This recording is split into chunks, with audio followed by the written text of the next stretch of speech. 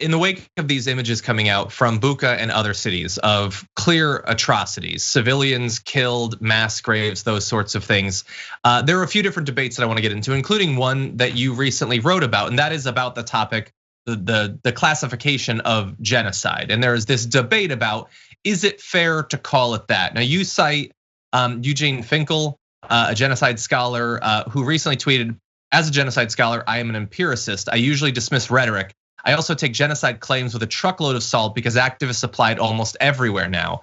Not now.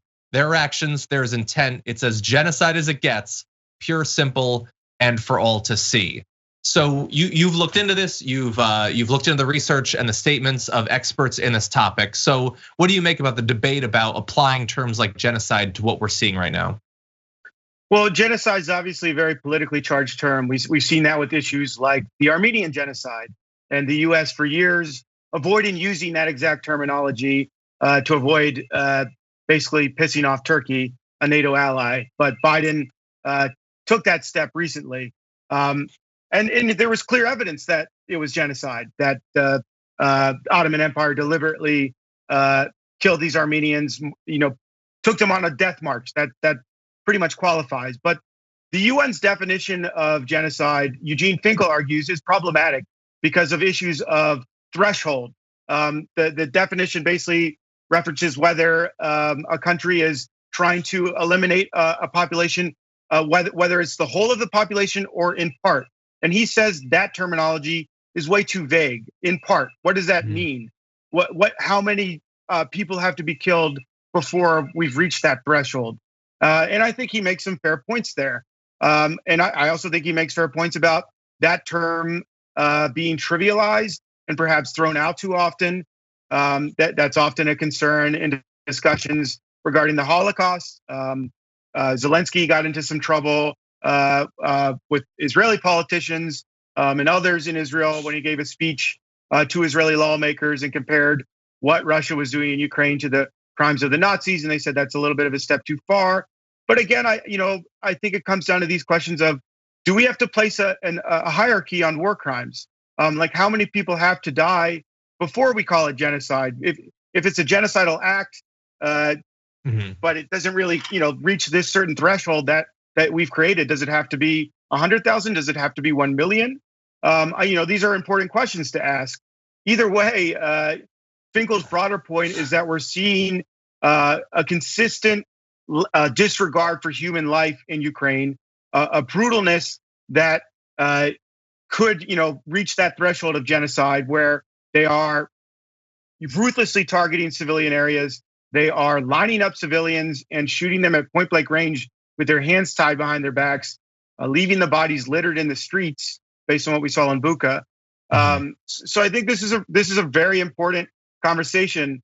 Often these discussions on genocide are kind of academic. This is real life. These are people who are being massacred. Their communities are being utterly destroyed. And having this academic debate on whether or not it's genocide or not, is almost a little callous when we're seeing what's happening there. But it is important, I guess, from a legal standpoint, from a historical standpoint, that we don't look away and we don't downplay the scope of what Russia is doing on the ground in Ukraine. Yeah.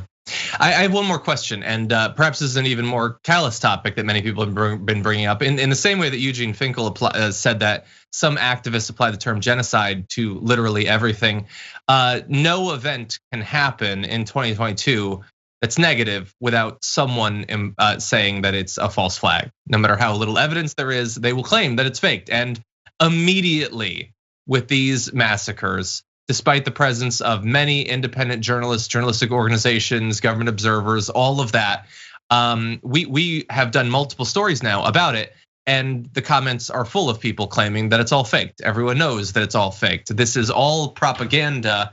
What do you think about the claims being applied here, and the fact that seems to be a more and more common thing that we're seeing online, a lack of willingness to accept the reality of anything that hurts a person's side, loosely defined? Well, it's obviously extraordinarily problematic. We've kind of entered this post-fact, post-truth era on so many topics, whether it be this massacre in Bucha or the 2020 election results or COVID-19 and the efficacy of vaccines. I would just urge people to look at the evidence and look at history. History tells us that Putin doesn't have much regard for civilian life, whether we're talking about in Chechnya or in Syria. Brutally bombing places like Aleppo, making life a living hell for Syrians. We're seeing that again in Ukraine. That's the evidence we have. The best available evidence shows us that Russia has ruthlessly targeted Ukrainians and, like they did in Syria, made life a living hell for Ukrainians. And I can tell you, as somebody who was recently at the Poland-Ukraine border, these people have gone through hell. I talked to a lot of Ukrainians. Some of them were so traumatized they could not form words, literally, but we're still crying. And that's the consequences of war. The consequences of a war in which the other side it has no regard for civilian safety or life. In fact, that's their tactic. It's to make life awful and miserable for the civilians in the hope that the Ukrainian government will break and capitulate to Russia's demands. So again, yeah, we need to look at the evidence. And I don't think that the Ukrainian refugees I spoke to at the border who had, seen their communities like torn apart by bombs were paid actors. I think, my BS detector is pretty good. And those people had been through terrible events. So the evidence, broadly suggests that Russia is committing war crimes in Ukraine. And this is something that needs to be taken seriously.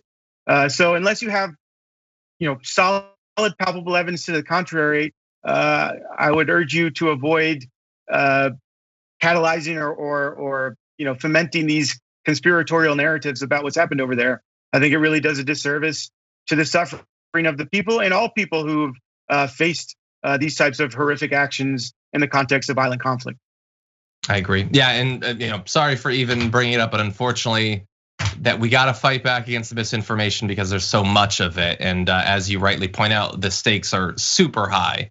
In any event, I want to thank you for your work, both on the ground and also in writing. Everyone watching this, if you'd like to see John's work on this topic and on others, go to Insider. A lot of great breakdowns of important stuff happening here in the US and internationally. John Haltiwanger, thank you again for joining us. Thanks for having me.